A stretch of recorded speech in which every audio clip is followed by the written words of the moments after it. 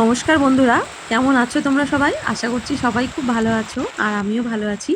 সঙ্গীতার প্রতিদিনের আজকের একটি ভ্লগে তোমাদের সবাইকে স্বাগত জানিয়ে শুরু করছি আজকের ভিডিওটি। তো সকাল থেকে খুব ঝমঝম করে বৃষ্টি হচ্ছে।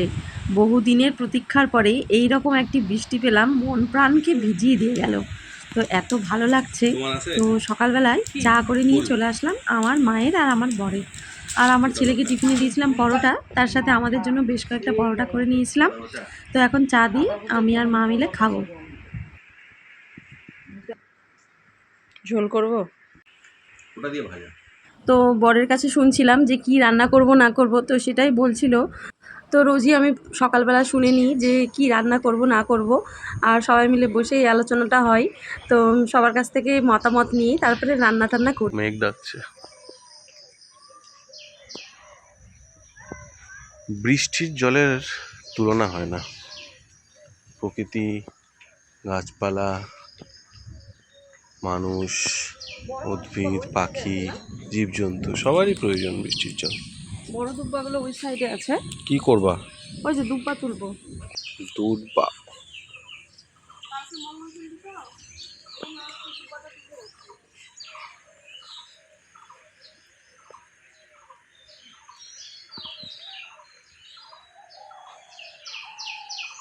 পাতার মধ্যে একটা পোকা বসে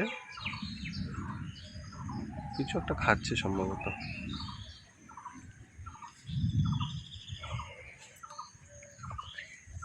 দেখুন, সার ছাড়া ঝিঙা, ওই জন্য সাইজ ছোট।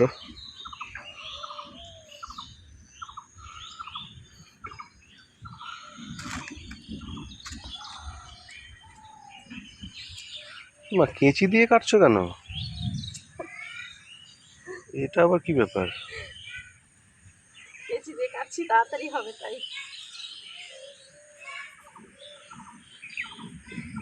এই যে একবারে তুলে কেটে নিলাম, ঘরে বাড়িতে গিয়ে বাঁচবো। নাহলে এখানে কোথাও দেখো জল কাদা, বৃষ্টির মধ্যে বৃষ্টি পড়ছে, আবার যদি বৃষ্টি নেমে যায়, মেঘ ডাকছে কেমন, ওই জন্য তাড়াতাড়ি করে কেটে নিই, ঘরে বাড়িতে গিয়ে বাঁচবো।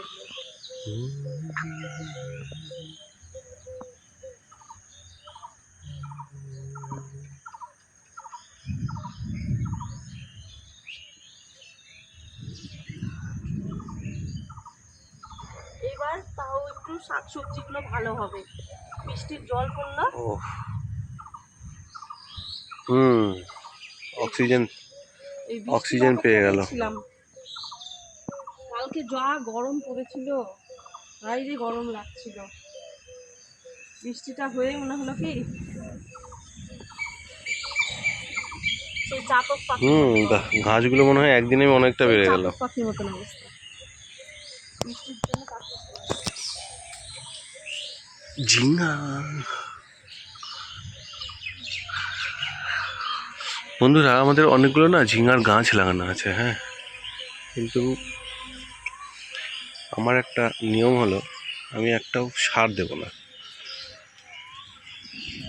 গোবর সার দিয়ে যেটুকু না হয় সেটুকু, শুধুমাত্র গোবর সার দেওয়া আছে, আর কিছু। হ্যাঁ,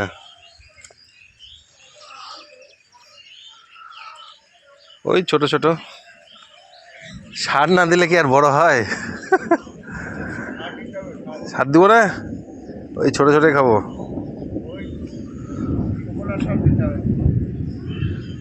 খাইছি, দুই একটা হয়েছিল।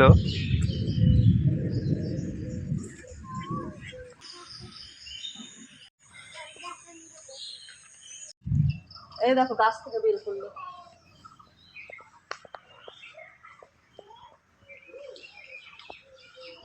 ফেটে গেছে।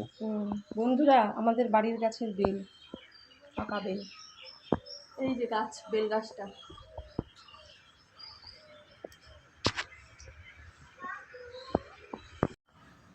হ্যাঁ, হুম,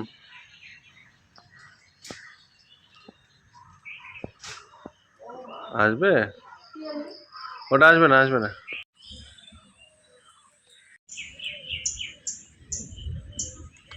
জ্যৈষ্ঠ মাসে বেলগুলো খাওয়া যাবে না, জ্যৈষ্ঠ মাস বেলগুলো কাউকে দিতে হবে। আমি মায়ের পুজোর জন্য ফুল, বেলপাতা, দুব্বা এগুলো সব তুলে দিচ্ছিলাম। তো বেলপাতা, দুব্বা এগুলো সব তুলছি, কারণ কালকে মঙ্গলবার, মঙ্গলচণ্ডী। সেই জন্য আজকে সব কিছু তুলে গুছিয়ে রেখে দিলাম, যাতে পুজোর দিনে কোনো রকম কোনো ঝামেলা না হয়। তাই আমি আমার বরকে বলেছিলাম, চলো তো আমার সাথে একটু খোলা নে, আমি ওখান থেকে ফুল টুল তুলবো আর তুমি একটু ক্যামেরাটা ধরো। কারণ বন্ধুরা, তোমাদের সাথে তো সব কিছু শেয়ার করতে হবে, তাই না? আর এখন দেখো বাড়িতে চলে এসেছি। বাড়িতে এসে আমি এখন বিছানাটা পরিষ্কার করে নিচ্ছি, মশারি টশারিগুলো আমি ভালোভাবে গুছিয়ে নিচ্ছি। এইটা হচ্ছে আমাদের বাইরের ঘর, বড় ঘর। তো এই ঘরেই লোকজন আসলে সব বসে। আর এই যে দেখো শান বাঁধানো মতন আছে, এইখানেই দুটো বিছানা পাতা আছে, বিশাল বড় এই জায়গাটা। তো এইখানেই মা শয়, আমার ছেলেও শয় এই জায়গাটাই। তো আমি এখন বিছানা টিছানাগুলো ভালোভাবে গুছিয়ে টুছিয়ে পরিষ্কার করে নিচ্ছি।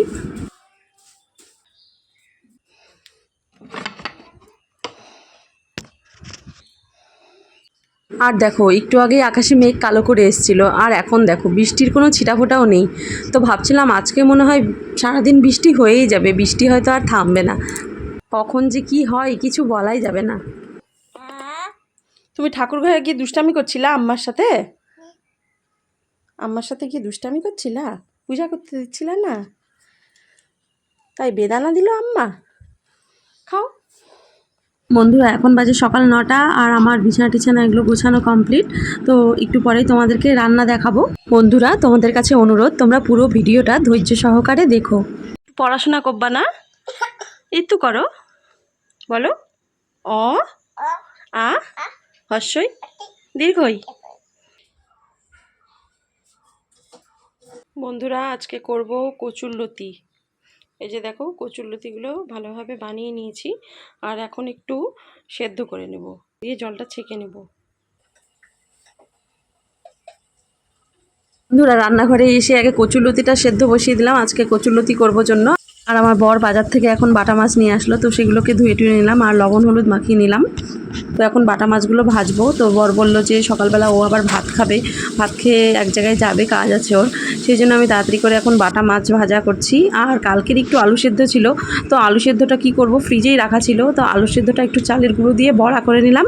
বড়া করলে বাসি আলু সেদ্ধ, এটা কিন্তু খেতে খুবই সুন্দর লাগে বড়াটা, আর একেবারেই কোনো রকম কোনো খারাপ গন্ধ টন্ধ কোনো কিছু মনে হয় না, বরং বড়াটা করলে আরও বেশি সুন্দর টেস্টি লাগে।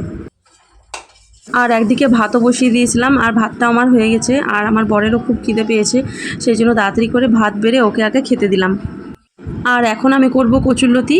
তো পেঁয়াজ রসুন আমি আগে থেকে বানিয়ে রেখেছিলাম, পেঁয়াজ রসুনটা আমি তেলের মধ্যে দিয়ে দিয়েছি, রসুনটা একটু থেতো করে নিয়েছিলাম। আর সোমবারে দিয়েছিলাম জিরা, তেজপাতা, শুকনো লঙ্কা, সেইটা তোমাদেরকে দেখানো হয়নি। আর এখন জিরা বাটা, আদা বাটা, লঙ্কা বাটা, আর তার সাথে 1 চামচ লবণ, 1 চামচ হলুদ, আর 1 চামচ চিনি, এগুলো দিয়ে মশলাটা ভালোভাবে কষিয়ে নিচ্ছি। এখন ভাপিয়ে নেওয়া কচুরলতিটা এই যে ছাঁকনিতে করে ছেঁকে নিয়েছিলাম, আর এখন আমি কড়াইয়ের মধ্যে দিয়ে দিচ্ছি। কষিয়ে নেওয়া মশলার সাথে কচুরলতিটা দিয়ে ভালোভাবে নাড়াচাড়া করে মিশিয়ে নিচ্ছি, আর কচুরলতিটাও আরও একটু ভালোভাবে ভেজে নেব। ভেবেছিলাম গুঁড়ো মাছ অথবা মাছের মাথা কিছু থাকলে কচুরলতিটা সেটা দিয়ে করব, তো সেগুলো কিছুই ছিল না। তো আজকে আমি সেই জন্য পেঁয়াজ রসুন দিয়ে রান্না করলাম। আর এদিকে বাটা মাছ ভেজে রেখেছিলাম, সেখান থেকে দুটো বাটা মাছ তুলে আমি কচুরলতির মধ্যে দিয়ে দিলাম, যাতে খেতে একটু ভালো লাগে। এখন বাজে সকাল 11:30, আর আমার রান্না টান্নাও কমপ্লিট, তাই ভাবলাম যে গরম গরম ভাত একটু কচুরলতি দিয়ে খাই। খাবে নিজে নিজে খাবা? আমি এখন কচুরলতি দিয়ে ভাত খাবো। আমি আগে কচুরলতিটা দিয়ে ভাত খাই, দেখি তো কেমন হয়েছে।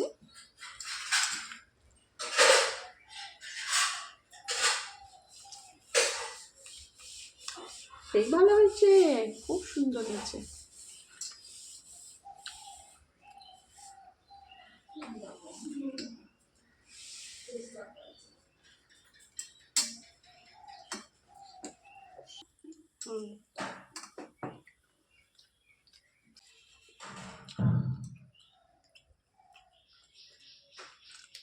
নিজে নিজে ডিম খাচ্ছ, ভালো।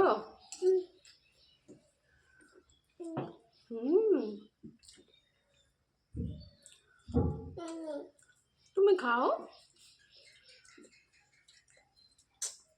বন্ধুরা কচুলতি রান্নাটা তো খুব সুন্দর হয়েছে, আমি তো খাচ্ছি, আমার তো খেতে খুবই ভালো লাগছে। তো বন্ধুরা তোমরাও এইভাবে খেয়ে দেখো, আশা করি তোমাদেরও ভালো লাগবে। আর তোমরা আর কিভাবে খাও আমাকে কমেন্টে জানিও। বন্ধুরা আমি ছোট্ট মেয়েটাকে নিয়ে বাড়ির কাজকর্ম করে আর যতটা সম্ভব পারছি তোমাদের সাথে ভিডিও শেয়ার করছি। বন্ধুরা আমার ভিডিও ভালো লাগলে প্লিজ একটি লাইক করো, শেয়ার করো, কমেন্ট করো আর আমার চ্যানেলটি সাবস্ক্রাইব করে আমার পাশে থেকো। আর তোমরা ভালো থেকো, সুস্থ থেকো। দেখা হবে পরের আরেকটি ভিডিওতে।